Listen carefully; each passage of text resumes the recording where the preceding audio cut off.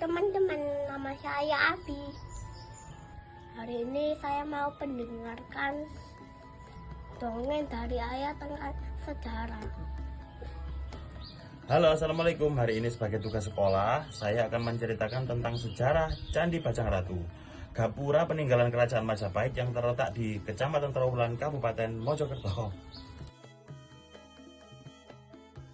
Candi Bajang Ratu dibangun pada abad ke-14. Candi ini didedikasikan sebagai penghormatan atas wafatnya Raja Jayanegara, raja kedua Majapahit, dan berfungsi sebagai pintu masuk bangunan suci. Awal mula dan asal-usul nama, gelar Bajang Ratu berasal dari bahasa Jawa yang berarti Raja Kerdil atau Raja Muda. Nama ini sangat erat kaitannya dengan Raja Jayanegara yang naik takhta dalam usia yang sangat belia. Menurut kitab para raton, gelar tersebut melekat padanya karena ia menjadi raja ketika masih anak-anak. Namun ada dua versi yang berbeda mengenai sejarah di balik nama candi ini. Menurut versi sejarah kitab Majapahit, gapura ini difungsikan sebagai pintu masuk ke bangunan suci pendharmaan untuk mendoakan dan memperingati kembalinya jiwa Jayanegara ke alam Wisnu setelah wafatnya pada tahun 1328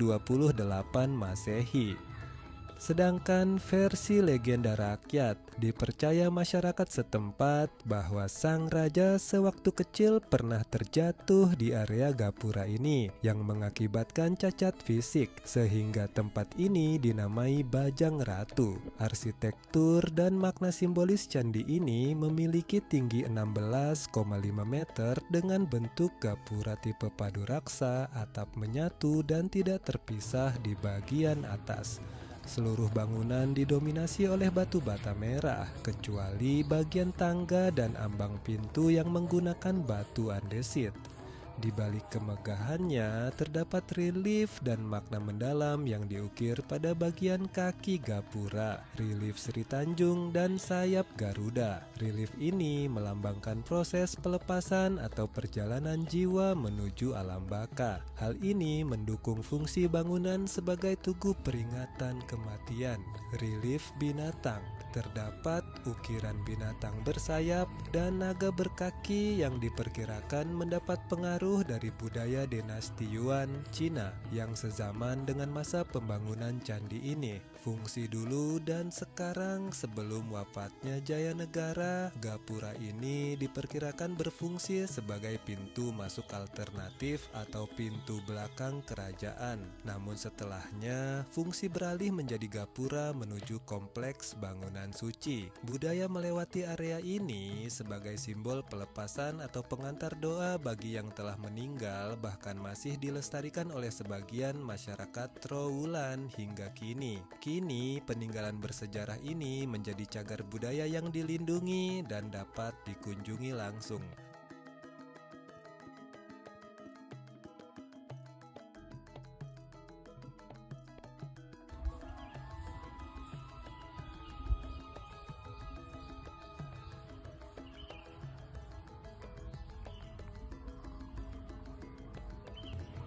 Kenapa sejarah itu penting? Karena sejarah adalah kompas hidup, sebuah pelajaran agar tidak mengulang kesalahan di masa lalu, membentuk identitas dan memahami realitas masa kini secara utuh.